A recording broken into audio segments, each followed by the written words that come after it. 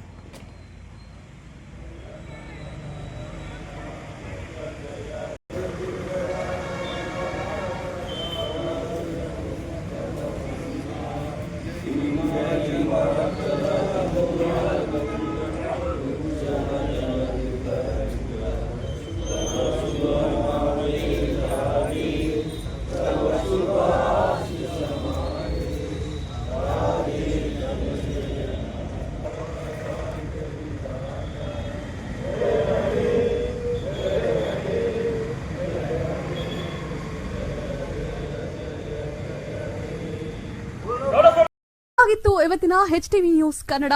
ರಾಯಚೂರು ಜಿಲ್ಲೆ ಲಿಂಗಸೂಗೂರು ತಾಲೂಕು